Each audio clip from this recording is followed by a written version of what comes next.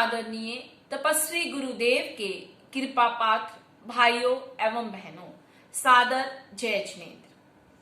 आज से 33 वर्ष पूर्व सोनीपत हरियाणा में रिंढाना के शेर संत ने संथारा ग्रहण कर एक नवल इतिहास की संरचना की।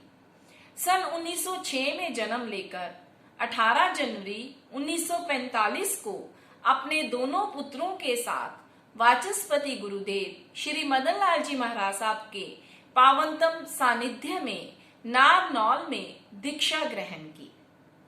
बचपन से जवानी की दहलीज पर पांव धरा, पत्नी मृत्यु का महातांडव देखा, पर अटल अडिग अडोल मन ने सारा परिवेश और माहौल बदल कर रख दिया।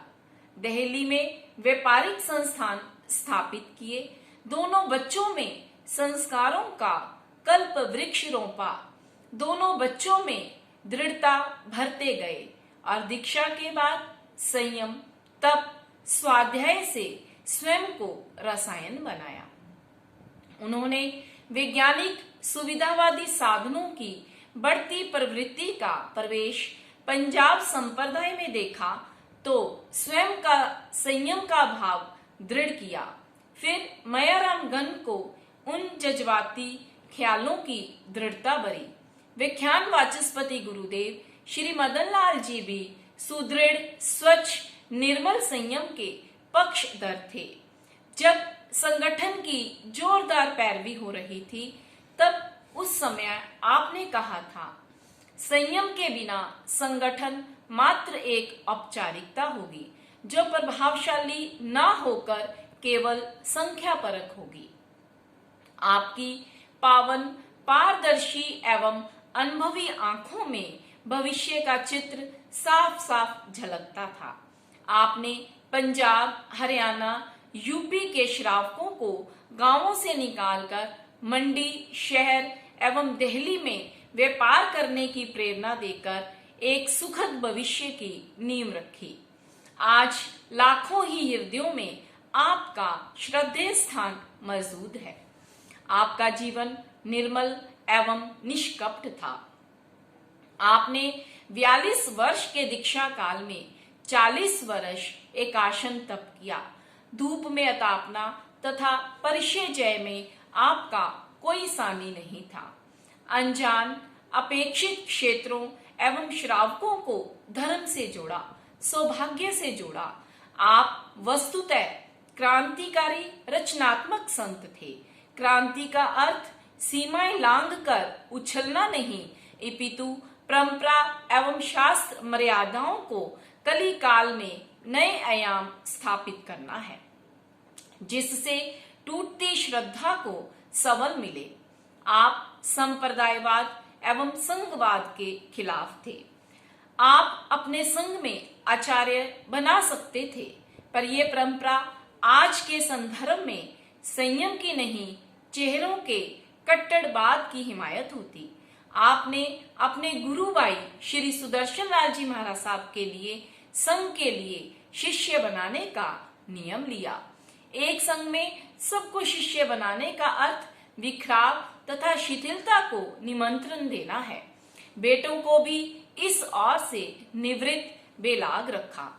अगर इस त्रिवेणी के इस गौरवमयी बलिदान का जज्बा अगली पीढ़ी के दिमाग में संस्कार और संयम के साथ संघ निष्ठा के रूप में भरा जाता, तो आज का यक्ष प्रश्न श्रद्धाशील दिमागों में खास पैदा करता।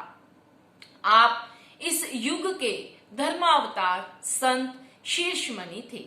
आपने अपने समय में शिथिलता, अनुशासन के साथ संयम की दृढ़तम धारणा को जिंदा रखा, जो बाद में जिंदा न रह सकी।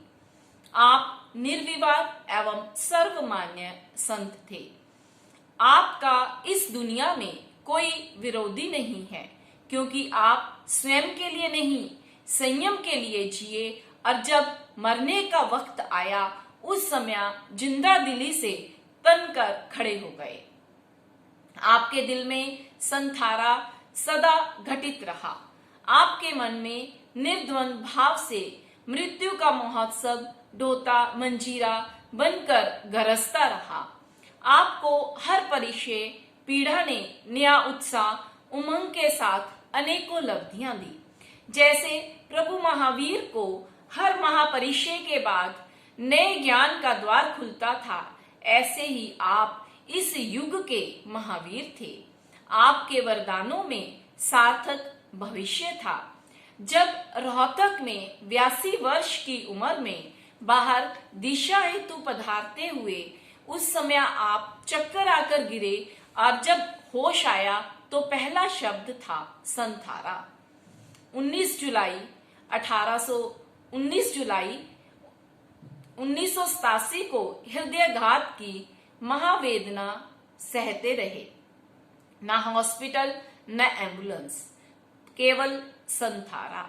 और 5 अगस्त 1987 को आपके लघु पुत्र भगवान श्री राम प्रसाद जी महाराज साहब ने आपको संथारा करवाया। क्या साहस, क्या दिल था करने वाले का भी और करवाने वाले का भी।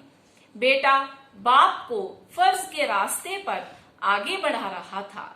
आपके संथारे में समाधि भाव के सूत्रधार थे श्रद्धे सेठ श्री प्रकाश चंद जी महाराज साहब, और गुरुदेव श्री सुंदर मुनि जी महाराज साहब ने जो सेवा की वो हमेशा याद रहेगी। सोनीपत का नजारा अद्भुत था। संघ के सभी भूचाल शांत होकर ठिठक ठहर गए थे।